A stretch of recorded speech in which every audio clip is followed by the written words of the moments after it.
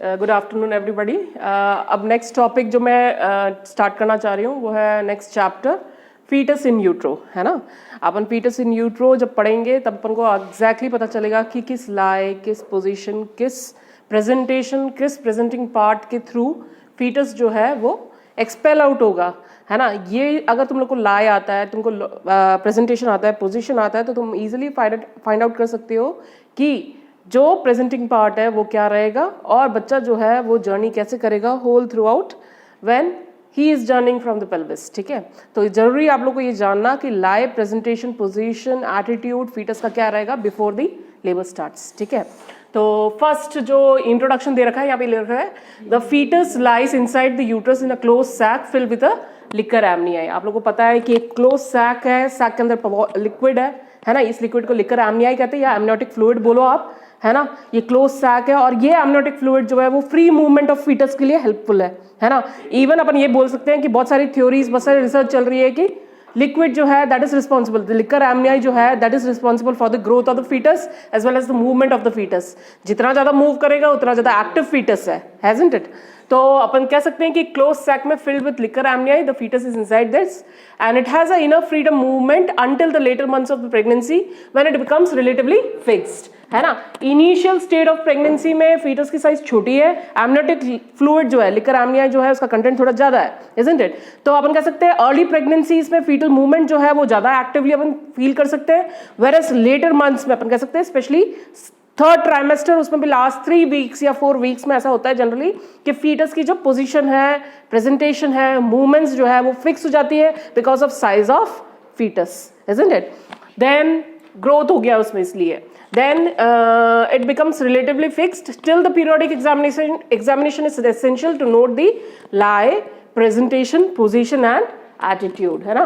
फिर अपन फाइनली अपन कह सकते हैं कि जैसे ही अपन थर्ड ट्राइमेस्टर के लास्ट 2 वीक्स में पहुंचते हैं तो अपन इजीली आइडेंटिफाई कर सकते हैं कि किस लाई में फीटस है, किस पोजीशन पे है वो, राइट या लेफ्ट, isn't it? कौन सा प्रेजेंटेशन रहेगा, है ना। इंटरनल लोब्स खुलते से ही लोअर पोल की तरफ कौन सा एरिया है, आइदर इट इज बटक्स, पोडालिक और इट इज सिफेलिक, है ना। तो ये आराम से आइडेंटिफाई कर सकते हैं in the later months of pregnancy. तो ये जनरली इन सब के बारे में इस चैप्टर में दे रखा है, ठीक है। Next, incidental ideas could be gained after the about the size of the fetus and the amount of liquor amniaई, है ना। एक अपन कह सकते हैं एक आइडिया प्लेस कर सकते हैं अपन superficially as well as report basis पे अपन एक आइडिया प्लेस कर सकते हैं कि जनरली क्या है, पोजीशन क्या है, लाई क्या है, प्रेजेंटेशन भी, फीटस कैसे लाई कर रहा है, इन सब के बारे में। लेकिन अगर अपन को एग्जैक्टली फाइंड आउट करना है तो अपन को वेरियस प्रोसीजर्स, इसमें भी एक प्रोसीजर आएगा पैल्पेशन, है ना। पैल्पेशन के थ्रू अपन आराम से आइडेंटिफाई कर सकते हैं कि फीटस का लाई क्या रहेगा, पोजीशन क्या रहेगा, प्रेजेंटेशन क्या रहेगा, ठीक है। देन फर्स्ट जो डेफिनेशन यहाँ पे दे रखी है, बहुत जरूरी है आप लोग को जानना लेबर में, वो है lie. Lie refers to as the long axis of the foetus to the long axis of the centrally placed uterus और मेटरनल स्पाइन, ठीक है। अब जनरली मैंने यहाँ पे एक छोटा सा डायग्राम बना रखा है जिसमें ये आराम से एक्सप्लेन कर रखा है कि सेंट्रली प्लेस्ड यूट्रस, यूट्रस हमेशा सेंट्रली प्लेस्ड है, हमेशा लॉन्गिट्यूडनल एक्सिस पे रहता है।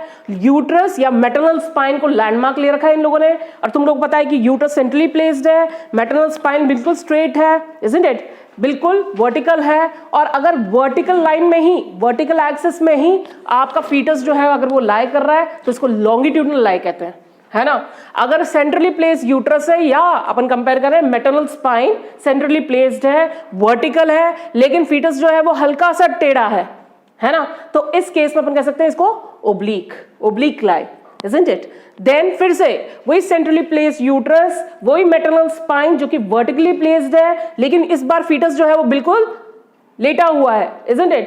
तो इस केस में अपन इस लाई को अपन कहते हैं ट्रांसवर्स लाई, ठीक है। तो ये 3 टाइप के लाइज है, इसमें सबसे कॉमनेस्ट लाई जो है दैट इज लॉन्गिट्यूडनल लाई, ठीक है।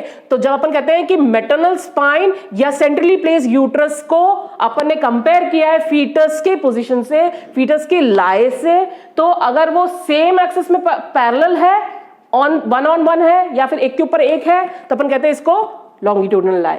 लेकिन अगर हल्का सा वो टर्न्ड है तो इसको कहते हैं अपन ओब्लिक लाई, और वो पूरी तरह लेटा हुआ है तो अपन कहते हैं ट्रांसवर्स लाई।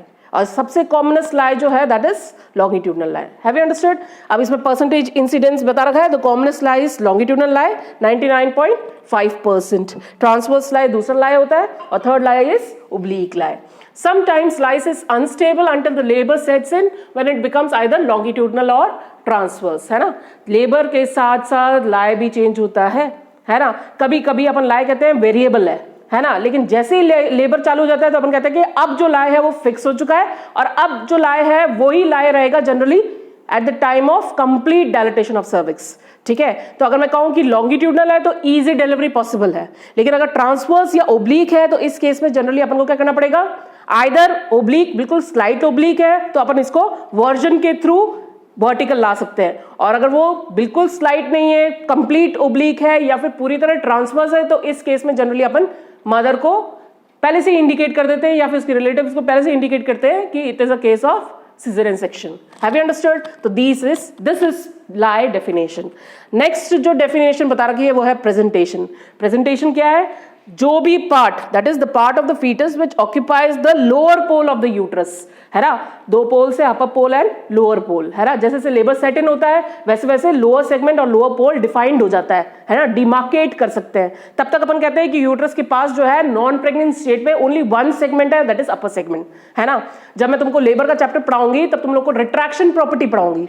वो जो रिट्रैक्शन प्रॉपर्टी रीगेन करता है यूट्रस, एक ही एक प्रॉपर्टी रहती है यूट्रस के पास, वो है retraction property, that is complete shortening of the muscle fibres, है ना, किसके, यूट्रस के। ये जब कंप्लीटली शॉर्टन अप हो जाता है तो वो क्या करेगा ऊपर से धकेलेगा फीटस को नीचे की साइड में, और जैसे ही नीचे की साइड में धकेलेगा नीचे का साइड क्या होगा, स्ट्रेच होगा, और अब अपन कह सकते हैं कि लोअर पोल जो है वो वेल डिफाइंड हो गई, डिमार्केटेड हो गई, है ना। तो अब अपन कह सकते हैं कि यूट्रस के पास अब दो पोल्स है, that is upper pole and lower pole. इस टाइम पे जब लोअर पोल डिफाइंड हो जाता है, उस टाइम पे जब फीटस का कोई भी पार्ट जो लोअर पोल पे लाई करता है just above the internal os and in the lower pole, this particular part is called presentation. ठीक है, ये कोई भी हो सकता है, पोडालिक पोल भी हो सकता है या सिफेलिक पोल भी हो सकता है। कॉमनेस्ट तुम लोग को पता है सिफेलिक रहेगा। Have you understood? तो it is the part of the fetus which occupies the lower pole of the uterus is called presentation. Then फिर से इन लोगों ने इंसिडेंस बता रखे हैं कितने कितने हैं। सिफेलिक 96.5% है, पोटालिक 3% है, and shoulder and other presentation जो है वो 0.5% है। ठीक है, जब मैं कहूं कि एक से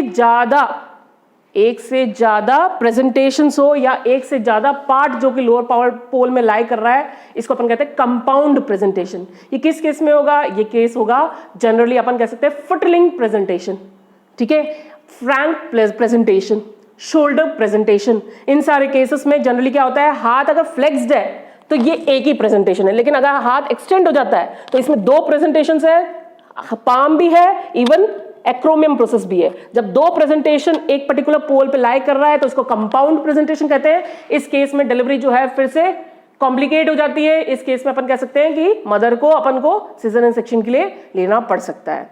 ठीक है, in the same way breach presentation में भी फुटलिंग प्रेजेंटेशन, जब तक पैर फ्लेक्स्ड है तब तक तो बटक्स दिख रहे हैं, मतलब एक ही पोल है, लेकिन अगर पैर एक्सटेंड हो गए तो उसमें से जो फुटलिंग पहले आ रही है उसके साथ साथ अगर कोई एक और फुटलिंग जुड़ गई, दोनों पैर खुल गए, दोनों पैर के पत्ते जो है वो खुले हुए हैं, है ना, टोस खुले हुए हैं, तो उस केस में एक टो और दूसरा टो दो हो गए प्रेजेंटेशन, इसका मतलब कंपाउंड प्रेजेंटेशन। अगेन इस केस में भी जनरली डिलीवरी जो है थोड़ा सा कॉम्प्लिकेटेड रहेगा। Have you understood? ओके,